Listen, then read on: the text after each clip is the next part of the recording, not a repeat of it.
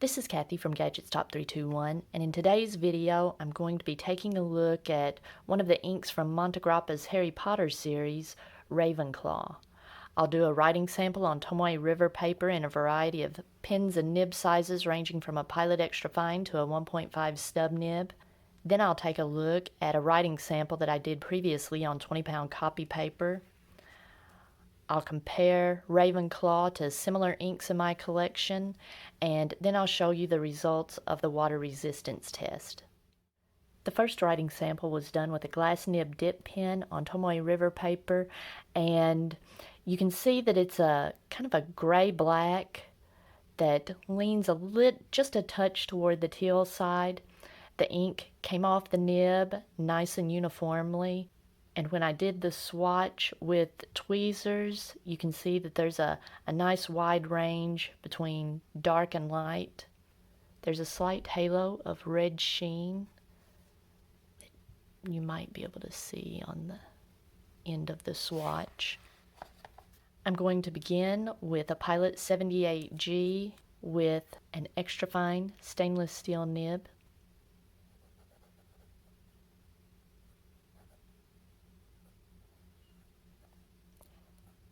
This ink is very pleasant in this extra fine nib.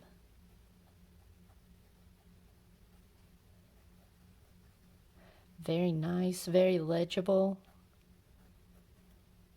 not scratchy at all. Next, I've got a Platinum 3776 black and black with a 14 karat fine nib.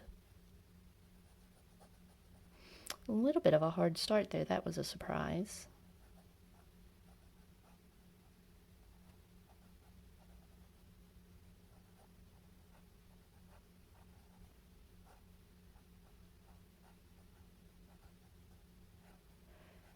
Very pleasant. There is some feedback, but I wouldn't call it notable. I'll say that's nice. Next, I've got a Platinum 3776. I believe it's called Black Diamond. It's got a translucent black body, and it has a 14 karat medium nib.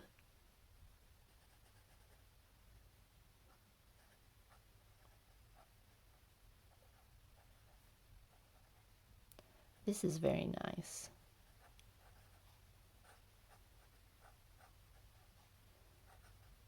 I can hear the scritchy scratchy on the paper, but it feels very smooth. In fact, it feels like writing with the Quebeco medium, but the line width is much smaller than the Quebeco. The Quebeco is a bit wider than this. I'm going to say this is also nice. I'm going to put exclamation point there. That's very pleasant. Next, I've got my Pilot Custom 74 with a 14 karat fine nib.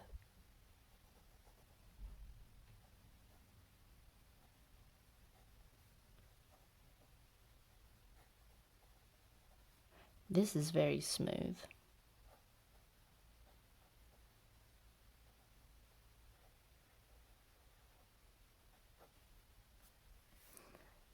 Very wet writer for a fine nib.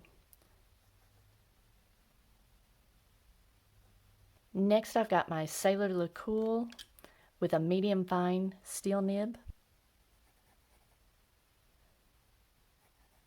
This is very nice.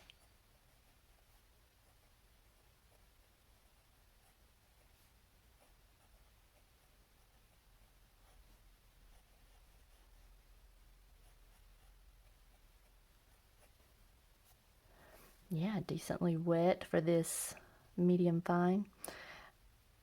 Very nice. Next, I've got my Pilot Metropolitan with a cursive medium nib. I have really enjoyed this pen on the other writing samples.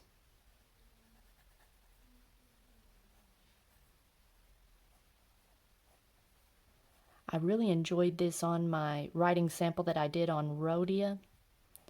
The shading came out looking really nice.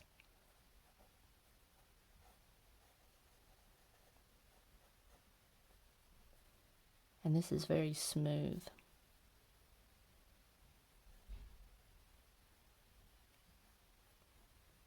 Sometimes this nib can feel kind of dry on the page, but that was very nice. Next, I've got my Quebeco Lily put with a double broad nib.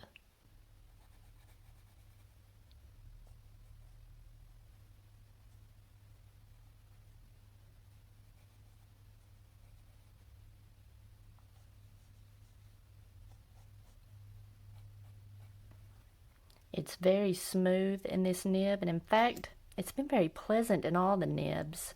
And finally, I've got my Jinhao X750 with a 1.5 stub.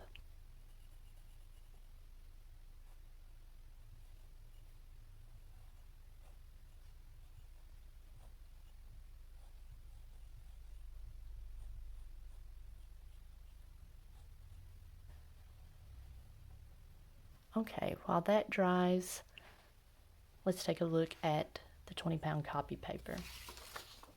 This isn't a very remarkable ink.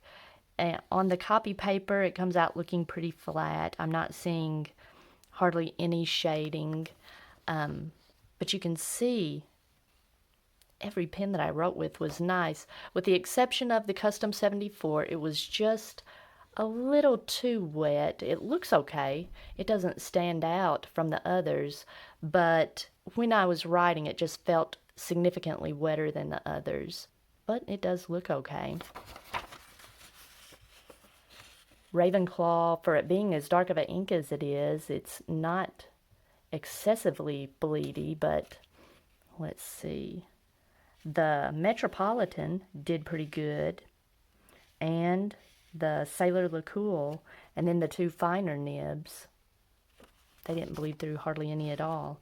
It does want to feather just a bit, not bad on the two wider nibs, but I think this would make a great work ink. When I first started working with this ink, I immediately thought of my two go-to blue blacks, Oxford Blue and Sherlock Holmes, Diatramentus Sherlock Holmes.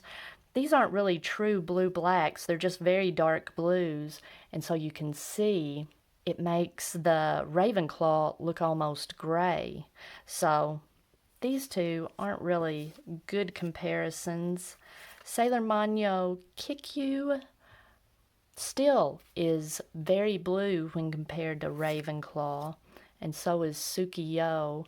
But Ravenclaw does have that slight bit of teal to it, like these do. They're not just a straight blue.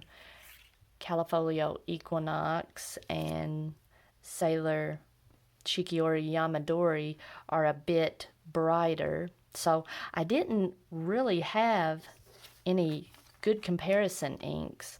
Well, I take that back. One ink that was somewhat close, I don't have a swatch card for it, but I do have a page from my ink journal, Lamy Blue Black. But even it, if you can compare the ink smears, Lamy Blue Black is a bit more blue, whereas Ravenclaw is just slightly more teal, and maybe even has more gray in it. When I first got Lamy Blue Black, I wasn't very fond of it at all, but I was using it in a drier nib, and it just looked very gray. But compared to Ravenclaw, it looks quite a bit more blue. In the water resistance test, you can really see the gray that is present in this ink. And I've had some recent ink samples that I did. I believe it was the Three Oysters Peacock Blue that had a lot of gray in it, but this gray tends to smear and spread out, whereas, let me see if I've got the Peacock Blue handy. Well, Peacock Blue smeared also, but I think it looks a little more legible, but you still could recover some of what you wrote. You can see in the finer nibs down here. And like I said, this ink, after I've written with it, it's not a remarkable beautiful color, but it's kind of like color versus dark energy.